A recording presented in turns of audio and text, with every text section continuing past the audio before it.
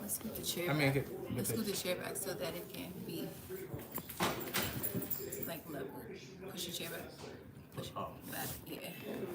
so I can name it. Yeah. So since they gotta be this way, it need to kind of be like.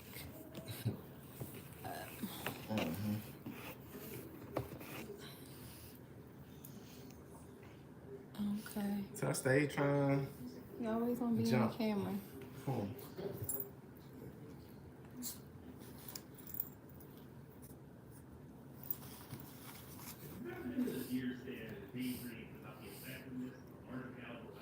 Full screen.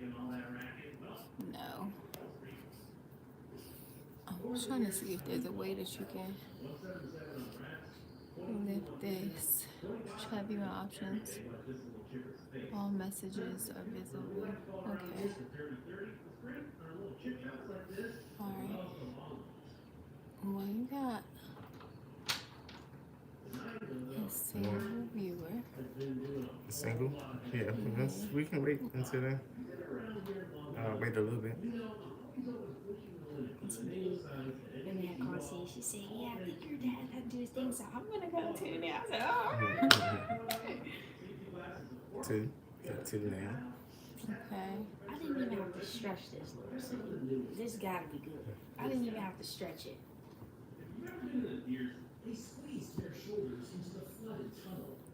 Was that long enough? That's why I actually tried. That feels good. It's falling right on that spot that you said. Yeah, this feels good. I better not hear nothing else from you, ma'am. And it's covering my ears. Oh, they're good. That's good. What, you want it? Oh, you have it. All right, do another one. Okay, you might just want to, like, Got one. yeah, I would just go Who ahead. that? Who that? I don't know, you can't see. Can't see. No, you can't see. All right, I would just, get it going, because, yeah. Okay, we got one. Oh, that's my dad. Mm-hmm. And it's 4 people, but yeah, just get it going. It's on now. Lucius Alright. in there. Okay. Who? Oh. Your brother. Yeah. All right, yeah, I would just, go ahead and get started. All right. All right, y'all. We just want to go ahead and get started. It's a few people viewing. Okay, we jumped up to 7, so we just want to go ahead and get it started. First off, I would like to say thanks for everybody that watched episode 1 and episode 2 of Boxed Out. And before we even get started, I do want to say that, just remind people that, and the reason why I'm even doing the show, and it's not to try to call anybody out in the sport, and not to say that anybody is doing anything wrong in the sport, but I do feel like times in boxing, we haven't really challenged what we standing on in the sport. Some of the things that we're doing has been going on for over 100 years. And you're gonna hear me say that a lot. And it seems like everybody is kind of afraid to talk about it. So I just want to initiate the conversation. Obviously, I don't know everything, but I do feel strongly about my information that I do want to bring to the sport. So yeah, I just want to spark the conversation. That's all. And we can figure out the answers together. So, yeah, again, appreciate y'all for watching episode 1 and 2. But today we just want to talk about episode 2. And I want to know what y'all thought. And I want to share my aim, what I was aiming to the view I was looking to bring up in that particular episode. Episode 2 was about conditioning of a fighter. And we all know, like, even if we never boxed before, you hear the stories, you see the workouts.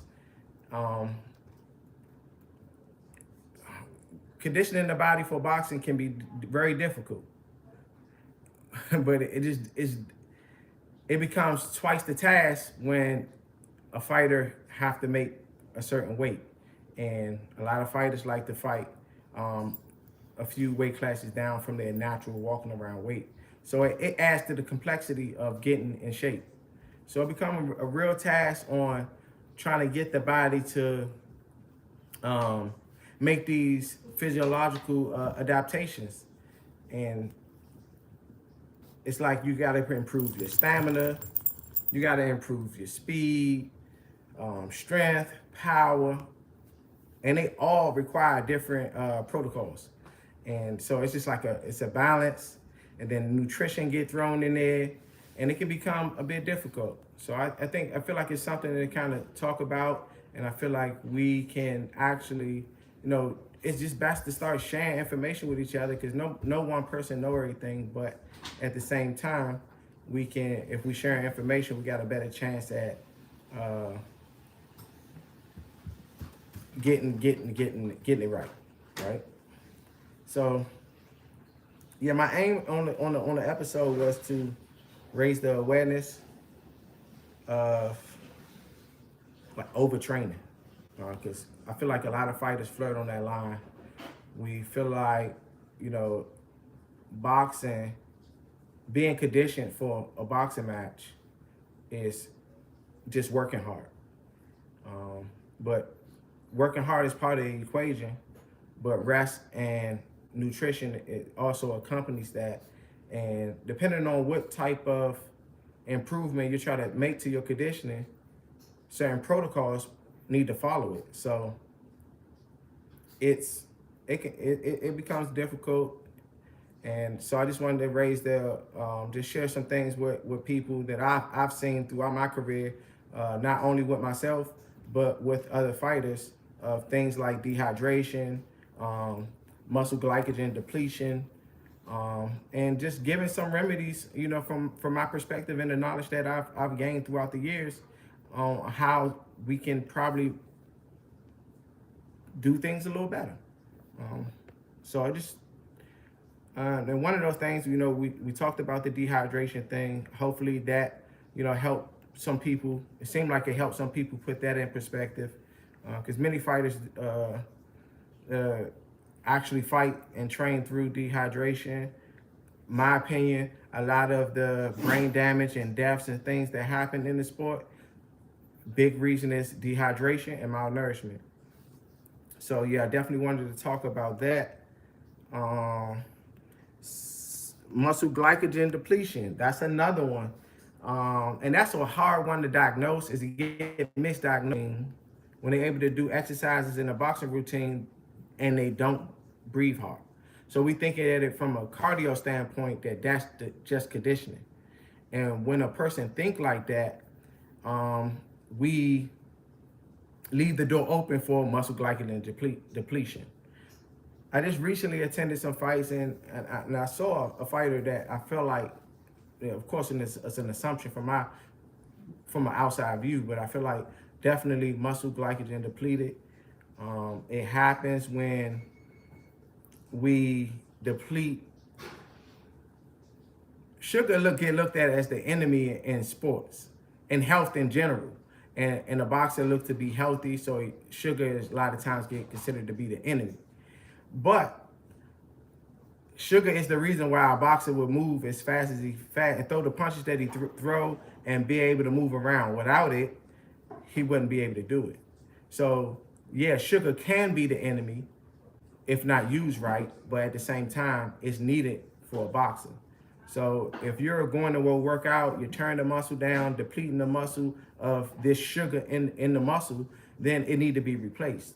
And a lot of times we think, sugar is, I'm gonna gain weight, and then you don't replace the sugar, then you see how that can easily, muscle glycogen depleted, where you are taking away from the muscle, but you're not giving it back.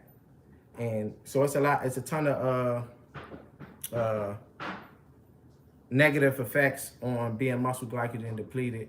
More people are more like, when you think about a person that's struggling on completing the rounds of his fight, it's more of a cause of muscle glycogen depletion than him not being able to have the lung capacity to do the rounds. The cardio be on point, but it'd be the fatigue of the muscle glycogen that allows of a fighter to not perform the way he want to perform.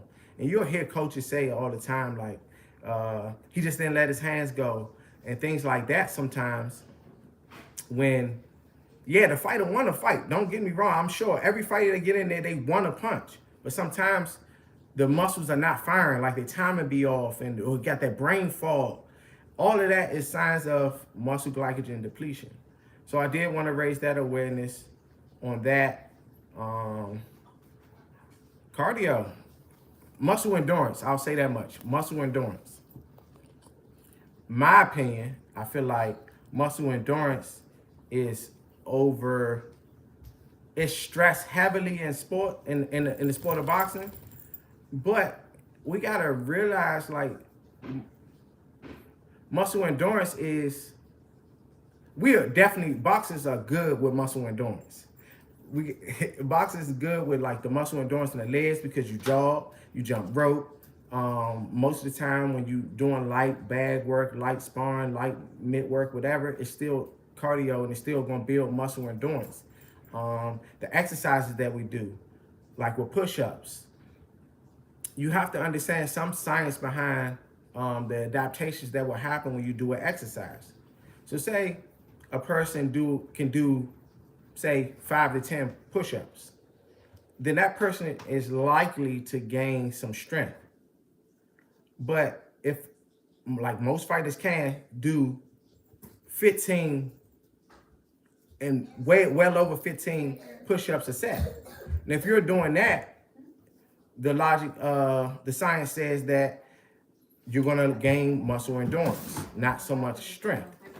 So if we're doing push-ups, if we're doing, the sit-ups, the jump rope, the boxing, all of this is muscle endurance for the most part.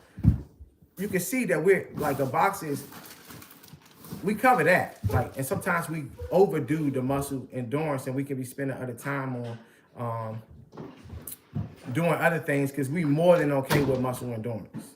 More than okay. So we kind of overdo it on that. And I feel like if we understood that, we wouldn't lean on so much endurance, because the fighter's gonna be good with that.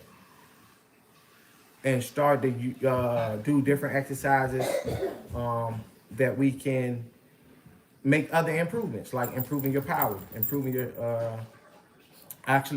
strength, your stability, your balance, and just so many other things. My opinion, the best way of one of the best ways to condition a fighter is through stability exercises. And I know it can be looked at as, most people ask like how, why. It's a lot of benefits to stability exercises. And one of the main reasons for me, like the number one reason for me is injury prevention. And I know that can come across a little funny because most people that look at stability exercises doing something in an unstable way, you kind of associate that with exercise. But the science showed that, and most science exercise programs, they use stability exercises as injury prevention. And the science behind that is just through muscle activation. When you do something on an unstable surface, so say just like a push-up, and for me, I do push-ups on medicine balls and things like that. I really don't do a push-up off the floor because I know that I can do 50, 60 push-ups straight on the floor. And I know what I'm looking to gain from doing that. It's going to be muscle endurance. But I feel like my muscle endurance is good. Even though I'm not boxing, I still work out and do a lot of jogging and things like that. So I know my arms are good for muscle endurance. So I look for strength. But with me being a half marathon runner at this point, I'm not trying to get strong by getting bigger, because that's gonna slow me down. So I use stability exercises to get stronger without getting bigger. And the way that happened is, say we looked at, let's just use boxing again. Use boxing as like going to war, right? We're going to war. And if we go into war, then we can look at the muscles as being what? The soldiers, right? And if the muscles are the soldiers, we can look at it as most people, the way we train in boxing is, okay, I want to get stronger. So you look to grow the muscle. So we can look at them as bigger soldiers. And then we can look at stability as more soldiers. So we try to ask yourself, which one do you want? You want the bigger soldier or the smaller soldier? See, but this is the kicker right here. Not smaller, more. I mean, yeah, the more bigger muscles or more muscles. That's and the dilemma is this. In boxing, we got weight restrictions. So sometimes we can go grow that muscle in the beginning of camp, only to have to dehydrate it and drain it of muscle glycogen when it's time to fight, to make the weight. So now you got a muscle that you grew that not as functional as you would like it to be. And now you're just carrying around the dead weight because it don't really have the energy to keep up with everything.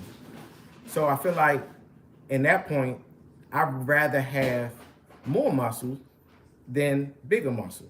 And what I mean by more muscle is not like I'm gonna create some other muscles. No, it's muscles that's already there. It's just about muscle activation. Certain muscles, every muscle that you use, every movement that you make, don't have to necessarily use every muscle that you have. They only get used when they called on. So say we got what they call prime movers, which is like your biceps. Say if I'm doing a arm curl, then my bicep would be the prime mover because it's the primary reason why my arm went up, right? So you got those, like the prime movers, the bigger muscles. But then you have muscles that stabilize the body or stabilize the arm in that case when I'm doing that. Those are the muscles that need to be conditioned, right? Activated and then conditioned. And I've learned through just putting a few fighters through a few training regimens and then doing it on myself that is highly beneficial. So it's a way that you can get stronger without getting bigger. I feel like that's definitely a plus for a fighter because, again, you got to make the weight, right? You don't want that interfering with your weight. And I'm not saying that, again, lifting weights or anything like that or growing a muscle is an issue because some people are moving up in weight and they can afford to do it. But if you're struggling on making the weight, then it ain't really going to serve you like you think it is. So having that understanding and just trying it out. And it's not like I understand, like a lot of people will look at it and say, hey, damn, you might get injury. The injury rate can go up. But again, it should be controlled unstableness, right? So something that you can control. You might not start off with doing push-ups on 4 medicine balls, but you can start it on 1, then 2, then 3, and then do whatever you want to do, or make it as difficult as you would like to, or your body is able to handle. But just like anything else, you start slow and low, and then work your way up. So yeah, I wouldn't shy away from that. I really honestly encourage people to try it out before you knock it. I understand that it's not tradition, so naturally you just want to reject it. But before you reject it, it don't cost you nothing. Oh yeah, and another benefit, not to just kind of jump all over the place. Another benefit is, guess what? It's less harmful on the body. It's less wear and tear on the body. So you can do this honestly every day, right? You can do it every day, and it's not so much wear and tear. So now you got to think about your long, grueling training camp. What exercises are you trying to implement in? One that can preserve the body and strengthen the body. I mean, it sounds like a winner to me. Another benefit is so many. Another benefit is I've watched this happen and I've felt this happen. The improvement happens from set to set. What turnaround do you know? Like if to grow a muscle, what turnaround do you know can move that fast? Growing a muscle takes at least a month, right? Really it's like 2 or 3, but some people's bodies are different and it can happen fairly quick. But I've seen this happen and felt this happen from set to set. I'm doing the exercise. I'm not able to do it. I don't have the strength or stability, the stableness to do it. And then next thing you know, next set, I'm on it. So the progression happens quickly, really quickly. So yeah, that's another benefit. I'm not gonna get too long-winded on this one subject because we got a few other things to cover, and I do want to take some questions. So yeah, I'm gonna move on from that. I mean, honestly, I could talk about this all day. As y'all can see, I enjoy it, and yeah. So maybe we could just take some questions, and I'll probably dive back into something when something comes across my mind. Okay, you got a question from the biggest message you want a young fighter to take away from episode 2? The biggest message that I want a young fighter to take from episode 2.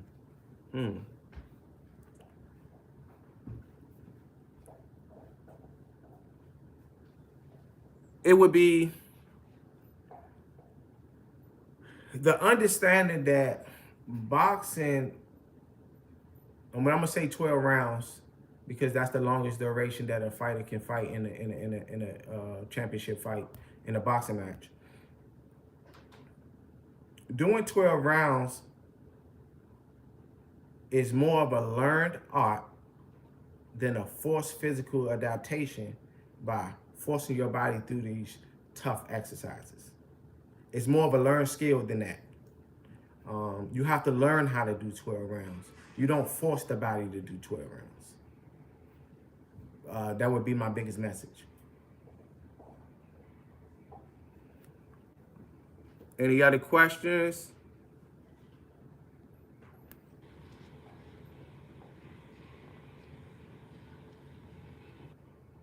Chat, not chat. What's up, chat? Hey, what's going on? Appreciate for tuning in. And I'm looking for some questions.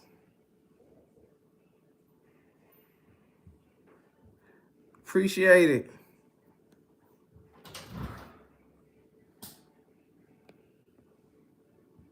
Hey, am I looking at all the messages? I think so. Let me see.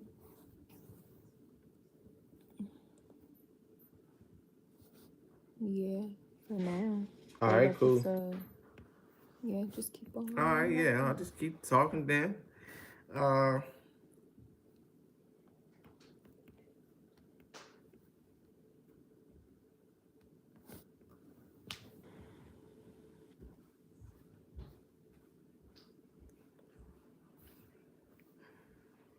think I shared this in the last live episode, but it ain't gonna hurt to share it again. I really think that setting a chart, a plus minus chart, before you start training camp of any sort can help a fighter dramatically, just to kind of keep track of things. And what I mean by the plus minus chart is you have to understand that this, if we looked at it in a chart form and say we come in conditioning, we come into training camp with a conditioning of like say just for argument's sake 50%. People gonna vary, but let's just use the number 50. And the goal is to get to 100%. And we know that anytime that you train, you're actually taking away from the body. And so say we lose 2% of our conditioning, through that the workout that we went through. But with some rest and some nourishment, then the body is like to surpass that 2% that it lost. Say it gained 3 or 4, and I'll say 4. And so you see how now we are at 52. And if we be responsible, be mindful, and not try to rush our conditioning, we can actually get close to or hit our mark at 100% if we just work, our way through the training camp instead of being a bit anxious or being a bit greedy, being like me, like I was. I did the logic of shoot, if I can train and lose 2 and gain 4, then shit, if I train twice as hard, I'm gonna lose 4 and I'm gonna gain 8. Yeah, I kind of looked at it like that, but what I didn't understand and know at the time, that the more you take out the body, the more rest the body need to actually gain that get the gain. And because boxers train every day and they, for the most part don't take breaks, you end up going downwards. Because say if I train 4 instead of 2, right? Looking to get 8 gain, but overnight it's not enough rest and nutrition to get the 8. It's just enough to probably get the 4. And then you'll hear a lot of fighters, and myself, felt like this at times, where I just get static, where I start getting, in the beginning I'm doing it the right way and I'm climbing the ladder, but say I get around 70 and then I start getting greedy, like I need to do more, and then that more end up allowing me to stay stagnant or even regress. So yeah, it's just that chart can help a fighter from just keeping track of what he's doing. Whatever the energy you put out, you have to replace back in. And if a fighter did that, it can likely not overtrain itself and deplete itself of nutrients or muscle glycogen. I'm gonna check the chat and see if there's any more comments. Don't look like it.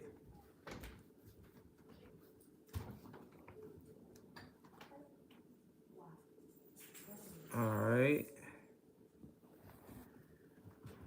But yeah, let's just see if we got any other questions. If not, then I think that's about it.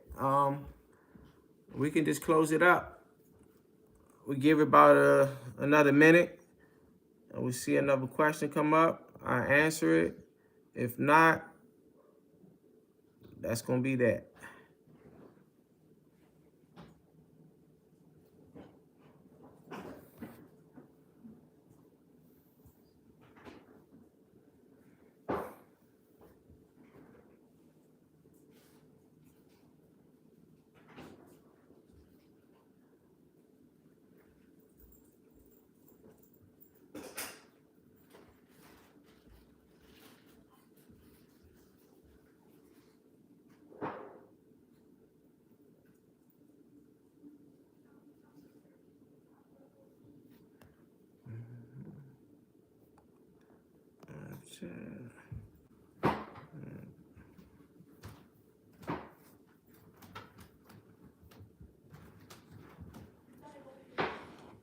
All right, give it a little few more, say 30 seconds.